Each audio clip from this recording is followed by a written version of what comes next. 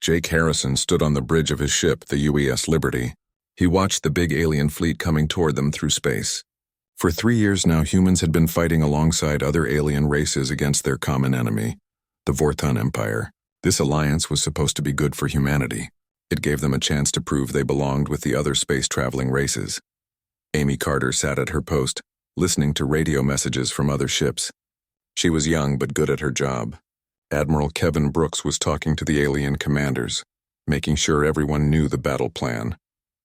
It seemed simple enough. The human ships would attack the enemy first, drawing their attention. Then the big Zephyrian ships would come in with their heavy weapons to help. The crystal-like aliens would attack from the side, hiding in the asteroid belt. The Nexari would jam the enemy's communications so they could not call for help.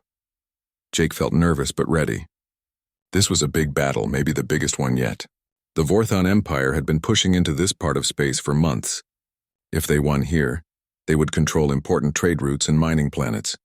The humans could not let that happen. The enemy fleet was huge. Jake counted over 200 ships, much bigger than what they had faced before. But the Alliance had more ships total, and they had the element of surprise. At least that was what everyone thought. "All ships, this is Admiral Brooks," came the voice over the radio. "Remember the plan. We go in first, hit them hard, then pull back when our allies arrive. Stay close to your wing partners and watch each other's backs." Jake looked at his crew. They had been together for 2 years now.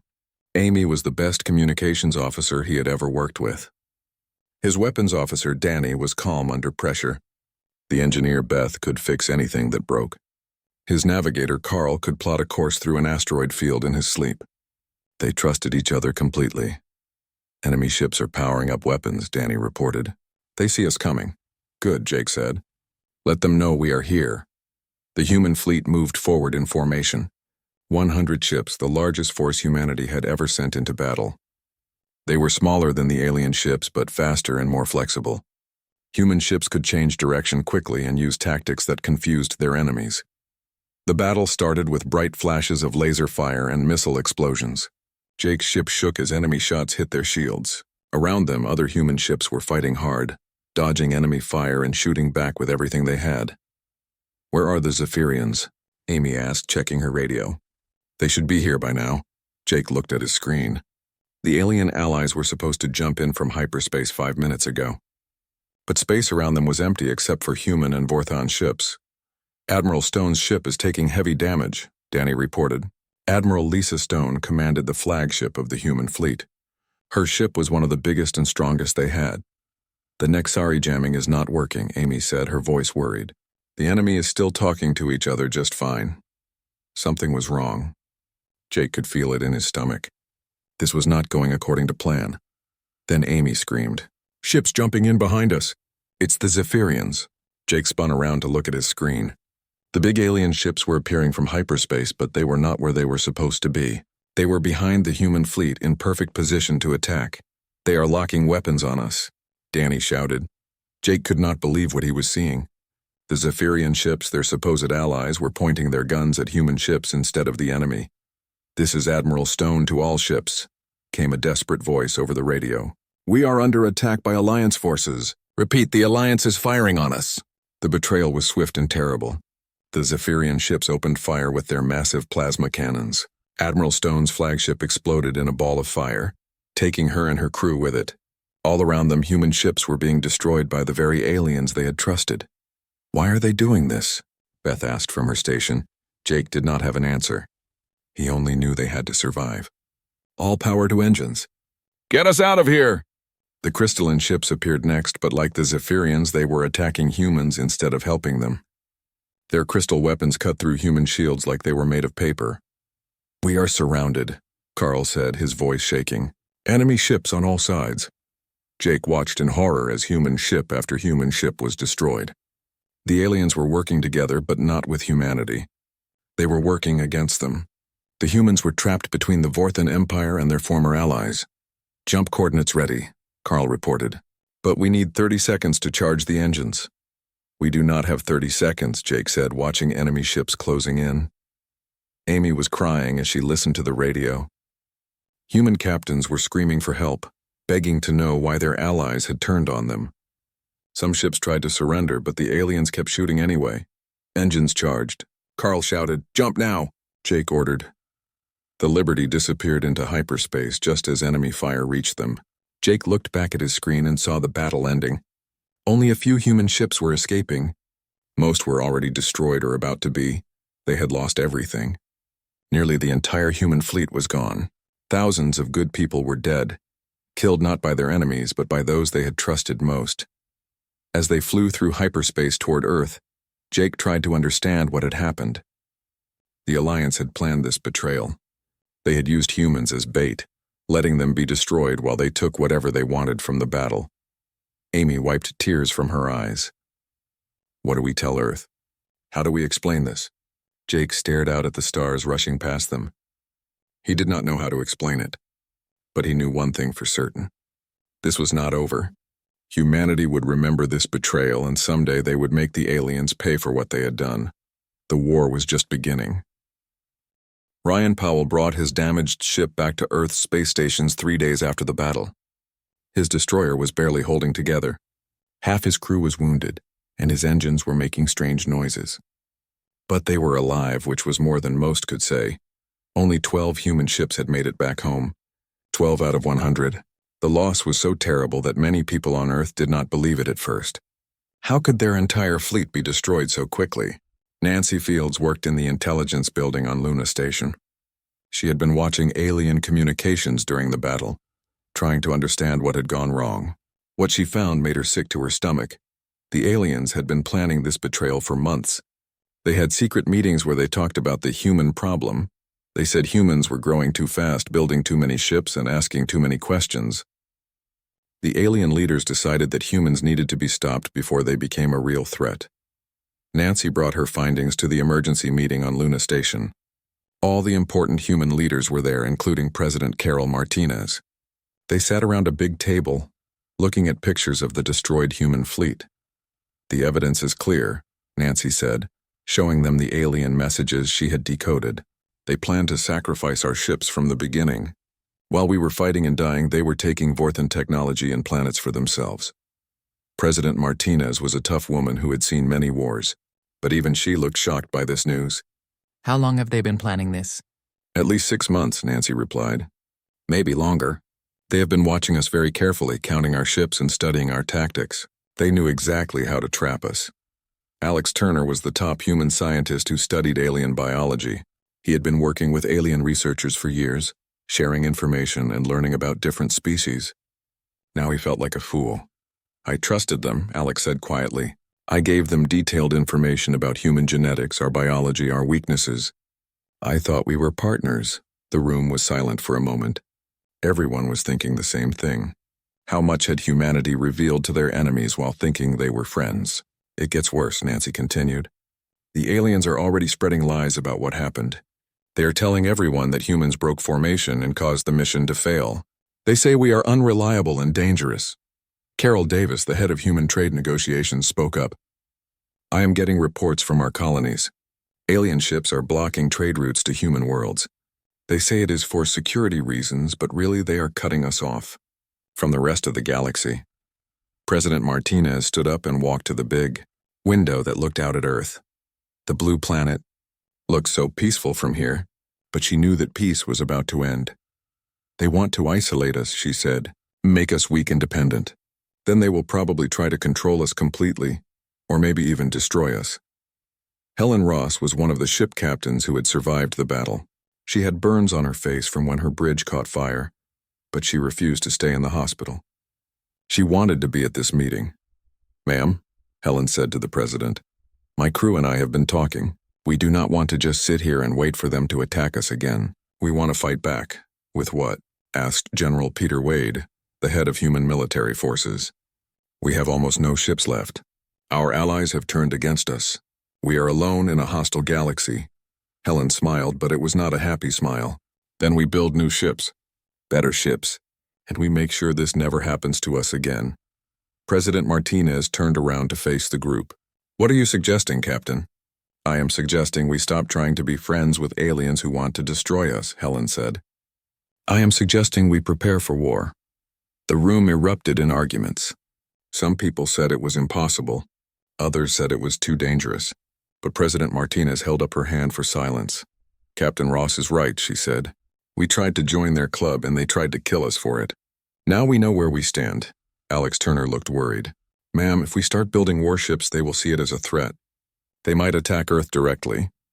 They are already planning to attack us, Nancy said, showing more decoded messages. These communications talk about final solutions and permanent containment. They never intended to let us live as equals.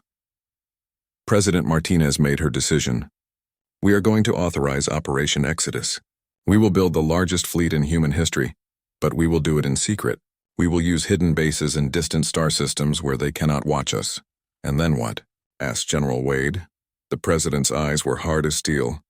Then we show them what happens when you betray humanity. We take everything they have, just like they tried to take everything from us. Ryan Powell spoke for the first time since arriving. Ma'am, my crew and I volunteer for whatever you need. We saw our friends die because we trusted the wrong people. We will not make that mistake again. One by one, the other survivors nodded their agreement. They had learned a harsh lesson about the galaxy.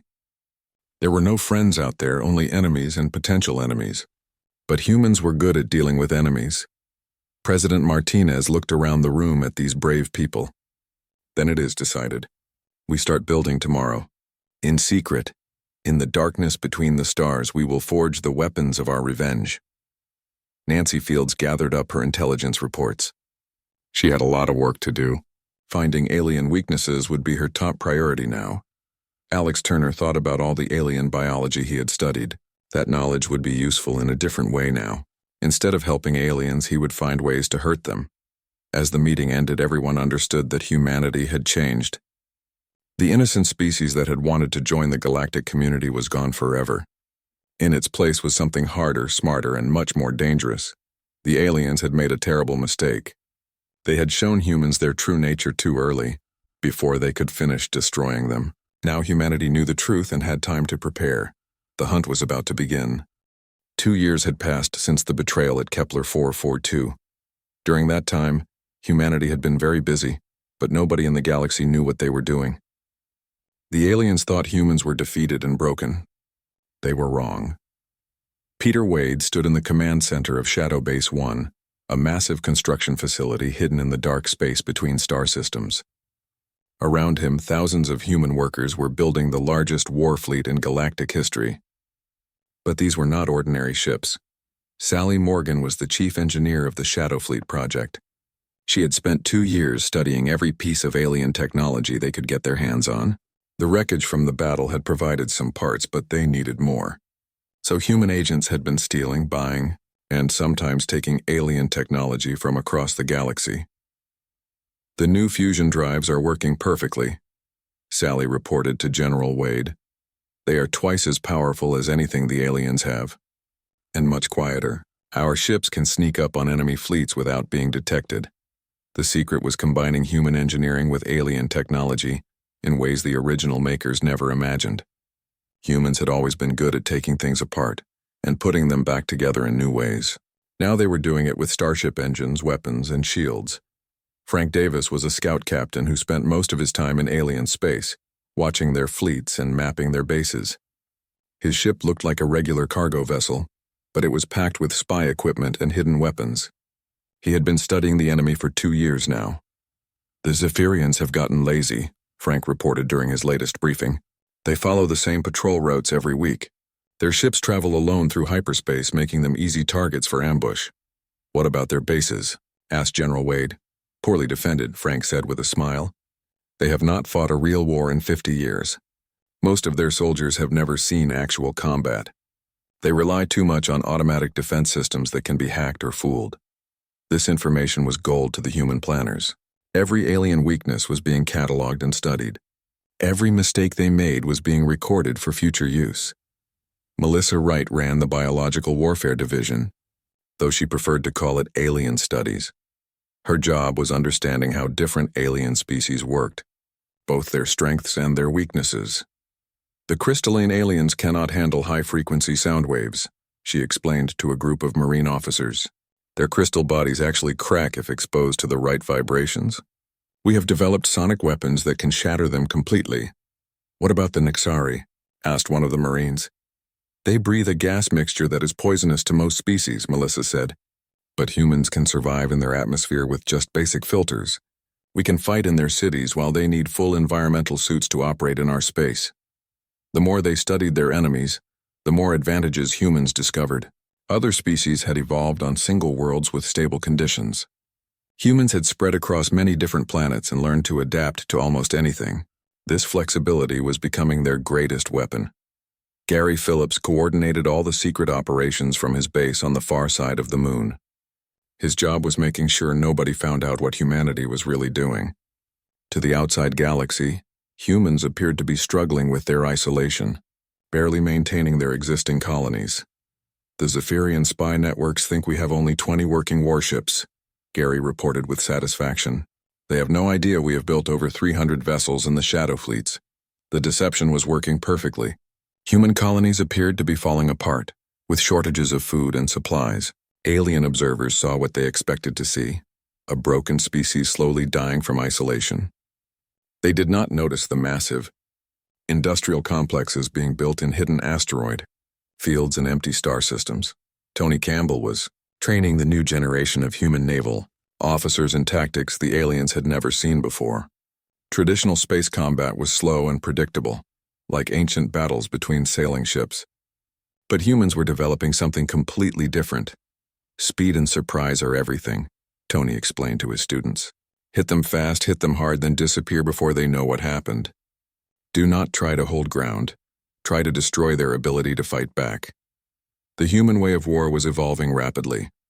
Instead of big, slow battles between massive fleets, humans would use small groups of fast ships to attack supply lines, communication centers, and industrial targets. They would make their enemies weak before facing them in open battle. Linda Kelly commanded the Marine training facilities, where human soldiers learned to fight in alien environments. Her troops were practicing boarding alien ships and capturing alien facilities with minimal damage. Remember, we want their technology intact, she told her Marines. Every alien ship we capture makes our fleet stronger. Every base we take gives us more resources to continue the fight. The plan was not just to defeat the aliens, but to take everything they had built over thousands of years. Human industry would strip alien worlds of useful materials. Human scientists would study alien technology and improve it. Human colonies would replace alien civilizations. Steve Jackson ran the intelligence networks that kept track of alien movements throughout the galaxy. His agents were everywhere, pretending to be traders, diplomats, and refugees. They gathered information about alien military strength, political divisions, and economic weaknesses. The coalition is starting to have internal problems, Steve reported. Some member species are questioning why they betrayed humanity. Others want to attack Earth before we recover. They are beginning to argue among themselves. This was exactly what human planners had hoped for. Divided enemies were much easier to defeat than united ones. Secret human agents were encouraging these divisions, spreading rumors and disinformation to make the aliens distrust each other. Tina Roberts managed the massive logistics operation that kept the Shadow Fleet supplied and ready. Building hundreds of warships in secret required resources from across human space and beyond. Food, fuel, ammunition, spare parts, and personnel all had to be moved without anyone noticing. "We are ready," she announced at the final planning meeting. "Every ship has full supplies for 6 months of combat operations. Every crew has been trained for their specific missions. Every target has been studied and planned for." General Wade looked around the room at all these dedicated people. 2 years ago, humanity had been nearly destroyed by alien betrayal. Now they were stronger than ever, and their enemies had no idea what was coming. "Tomorrow we begin Phase 1, he announced. "Remember, this is not just about revenge. This is about survival. They tried to destroy us, so now we destroy them first." The preparation phase was over. The hidden fleets were built and ready. The crews were trained and eager for payback. Intelligence networks were in place throughout alien space. Supply lines were secure and well hidden. Humanity had spent 2 years getting ready for this moment. Soon the aliens who had betrayed them would learn what it meant to make an enemy of Earth. The first strike came without any warning at all. Admiral Tony Campbell's ghost fleet appeared in the heart of Zephyrian space like demons emerging from nowhere. One moment the alien home system was peaceful and quiet. The next moment, human warships were everywhere, attacking every important target at once. The Zephyrians were completely surprised. Their defense fleets were scattered across a dozen star systems, protecting borders that were not under threat. Their homeworld had only a few patrol ships and some orbital defense platforms. It was not nearly enough to stop what humanity had brought. "Target the shipyards first," Tony ordered from his flagship. "We want their ability to build new ships destroyed before they can react." Human ships moved like hunting wolves, fast and deadly. They used weapons the aliens had never seen before, combinations of human and alien technology that were more powerful than anything in their databases. Zephyrian shields that could stop normal plasma blasts were cut apart by human hybrid cannons. The main Zephyrian shipyard was a massive structure that had been building warships for 300 years. It had never been attacked because everyone thought it was too well defended. The humans destroyed it in 20 minutes. "Shipyard Alpha is gone," reported Linda Kelly from her assault ship, moving to target the research stations. Linda's Marines were specialists in boarding actions. They would capture enemy ships and stations instead of destroying them, taking alien technology and personnel for human use. The aliens had never dealt with anything like this before. "The humans fight in our corridors without breathing equipment," one Zephyrian commander reported in panic. "They move through our ships like they were built for them. How is this possible?" The answer was simple. Humans could adapt to almost any environment, while the aliens needed perfect conditions to operate. Where Zephyrians needed environmental suits and special equipment, humans needed only basic filters and some warm clothing. Steve Jackson's intelligence teams had done their work well. Every human strike force knew exactly where to hit for maximum damage. Communication centers were destroyed first, preventing the aliens from calling for help. Then fuel depots and supply warehouses were eliminated, making it impossible for surviving ships to operate for long. The Crystalline Confederacy learned about human capabilities in a much more painful way. Commander Gary Phillips led the attack on their mining colonies in the Tau Ceti system, where the crystal aliens extracted rare minerals from deep underground caverns. "Activate sonic weapons," Gary ordered as his Marines prepared to assault the main mining complex. The human sonic cannons produced frequencies that made crystal alien bodies vibrate and crack. The aliens had never encountered anything like this. Their natural armor, which had protected them for millions of years, became a weakness that humans could exploit. "They are breaking apart," one human Marine reported in amazement. "The sound waves are literally shattering them." Within hours, the entire crystalline mining operation was under human control. The aliens who survived were captured and studied, giving human scientists even more information about their weaknesses. Tina Roberts had planned the logistics of the human campaign perfectly. As alien facilities were captured, human engineers immediately began converting them to produce supplies for the human fleet. Every victory made humanity stronger while making their enemies weaker.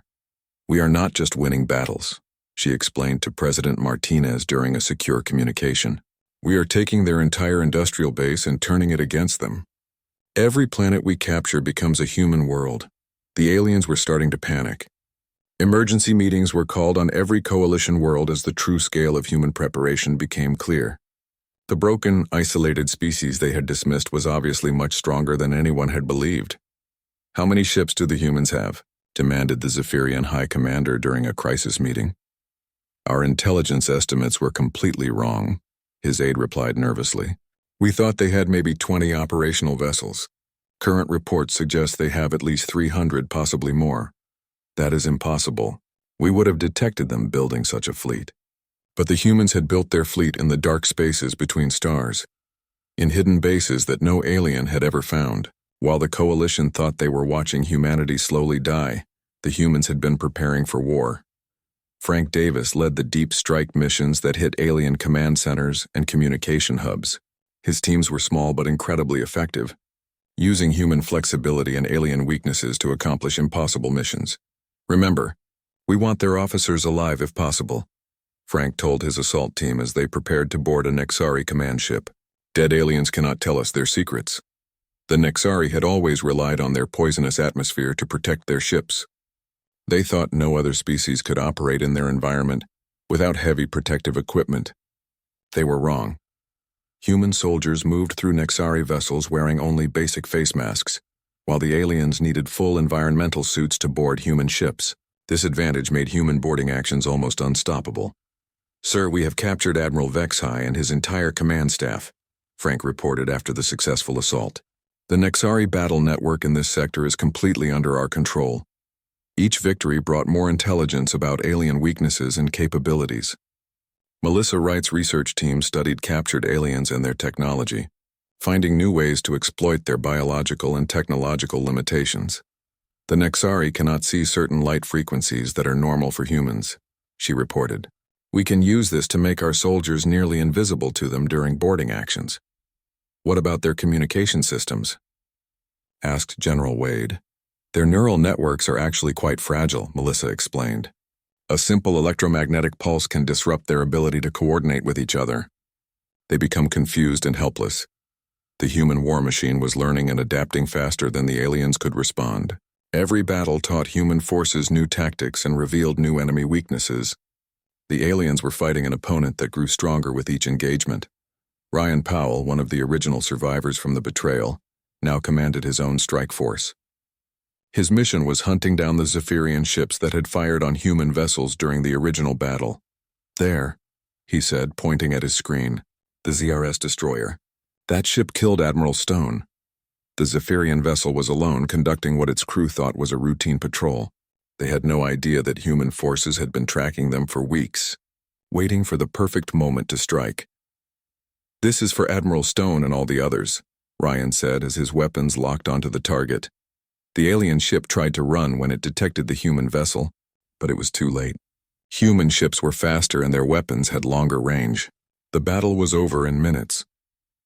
As the Zephyrian ship exploded, Ryan felt a cold satisfaction. This was justice for the betrayal at Kepler 442. But it was also just the beginning. All across the galaxy, similar scenes were playing out. Human strike forces were systematically destroying alien military capabilities while capturing their technology and resources. The coalition that had betrayed humanity was being torn apart piece by piece, and the aliens were starting to realize they had made a terrible mistake. 3 years after the betrayal at Kepler 442, Admiral Danny Foster stood in the former Coalition Capitol building on Zephyros Prime. Through the massive windows, he could see human ships in orbit and human troops patrolling the streets. The galactic government that had tried to destroy humanity no longer existed. The war had ended faster than anyone expected. Once the human attacks began, the Coalition military collapsed like a house made of cards. Their ships were too slow, their tactics too predictable, and their soldiers too soft. They had lived in peace for so long that they had forgotten how to fight a real war. "Sir, the last resistance pocket has surrendered," reported Captain Claire Adams as she entered the command center. "The Nexari holdouts in the Eastern District have agreed to our terms." Danny nodded. The complete conquest of the Coalition capital was more symbolic than strategic, but symbols mattered. Every alien species in the galaxy needed to understand that humanity was now in charge. The speed of human victory had surprised even their own leaders. What was planned as a long campaign of revenge had turned into a total rout of alien forces. Superior human tactics, better technology, and the element of surprise had combined to create a perfect storm of destruction. "General Adams, what is the status of the integration process?" Danny asked. Claire was now in charge of turning former Coalition worlds into human colonies. It was a massive job that required careful planning and firm control. Some alien species were cooperating willingly, while others needed to be convinced. "The Altarians have agreed to full integration," she reported. "They are providing technical support for our industrial expansion. The Rigelians are still negotiating, but they will come around once they see the benefits." The key to human success was not just military conquest, but economic integration. Unlike the Coalition, which had ruled through fear and manipulation, humanity offered real partnership to species that proved their loyalty. Aliens who cooperated were treated well and given important roles in the new order. Ron Mitchell commanded the human fleet that now patrolled the former Coalition territory. His ships maintained order and prevented any remaining alien forces from regrouping. But his most important discovery had come from captured Coalition archives. "Ma'am, you need to see this," he said to President Martinez during a secure communication from Earth. "We found their real plans for humanity. The documents Ron had discovered were worse than anyone had imagined. The Coalition had not just planned to betray humanity in battle. They had been preparing for the complete extinction of the human species. Hidden weapons caches contained biological weapons designed specifically to kill humans. Sterilization protocols would have made human worlds uninhabitable. Genetic modification programs were meant to turn surviving humans into docile slaves. They never intended to let us live as equals, President Martinez said after reviewing the evidence. The betrayal at Kepler 442 was just the first step in a plan to wipe us out completely. Kelly Young ran the research teams that were studying captured alien technology and biology. Her work had revealed the full scope of alien manipulation of human development over the past century. They have been interfering with our species for much longer than we thought, she explained, to a gathering of human leaders. Genetic modifications in our food supply, cultural influences through entertainment and education, even manipulation of our political systems. The evidence was overwhelming. For decades, the Coalition had been slowly weakening humanity, making them more dependent and less aggressive. They had been preparing humans for eventual conquest while pretending to be friends and allies. The good news is that their modifications were not very effective, Kelly continued. Human genetics are too diverse and adaptable to be easily controlled. If anything, their interference made us stronger by forcing us to overcome artificial limitations. This revelation changed everything. The human campaign was no longer just about revenge for a military betrayal. It was about survival against a long-term plan of genocide. How many other species did they manipulate this way? Asked General Wade. Most of them, Kelly replied. The Coalition has been controlling the development of younger species for thousands of years. They allow some to advance to a certain level, then either absorb them or destroy them.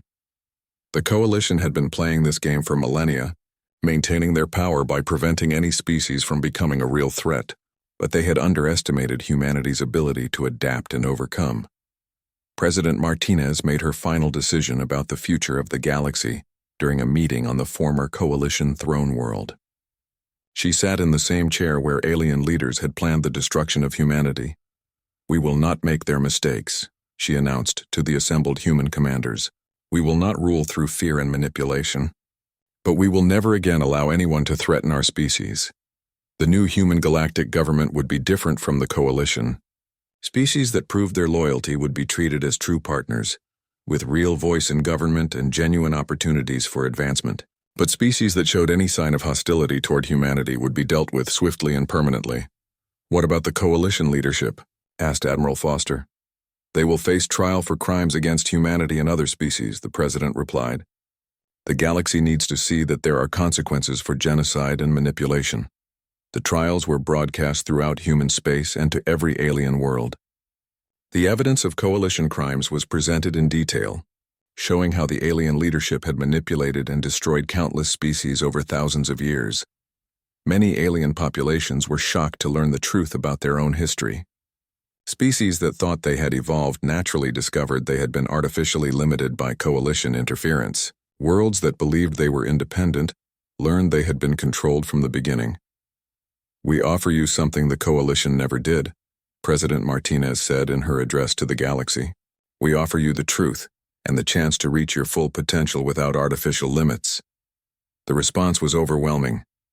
Species after species requested to join the new human-led federation. They had seen what happened to those who opposed humanity, but more importantly, they had seen the benefits of cooperation. Jake Harrison, who had survived the original betrayal, now served as an ambassador to former Coalition species. His job was helping them understand their new place in the galaxy. You were victims too, he told a gathering of Zephyrian civilians. Your leaders betrayed us, but they also betrayed you by lying about what they were doing and why. The integration process was not always smooth. Some alien groups tried to resist human rule, believing they could return to the old ways. These rebellions were put down quickly and completely, serving as examples to others who might have similar ideas. But most aliens adapted well to human leadership. They discovered that humans were actually more fair and honest than their previous rulers had been. Trade increased, technology improved, and living standards rose throughout the former Coalition territory. The transformation is complete, reported Admiral Foster during the final status meeting. All former coalition worlds are now under human administration. Resistance has ended. The galaxy is at peace. President Martinez stood on the balcony of the former coalition palace, looking out at the city below. Human and alien workers were rebuilding together, creating something better than what had existed before. The betrayal that was meant to destroy humanity had instead made them the dominant power in the galaxy. Every species that had participated in the conspiracy now served human interests. Their technology, resources, and knowledge all flowed toward Earth and its growing empire. They wanted to take everything from us, she said to her aide. Instead, we took everything from them. The galaxy had learned an important lesson. Humanity was not a species to be underestimated or betrayed. They were adaptable, resourceful, and absolutely ruthless when threatened. Most importantly, they never forgot their enemies and never forgave their betrayers. The age of alien dominance was over. The age of humanity had begun.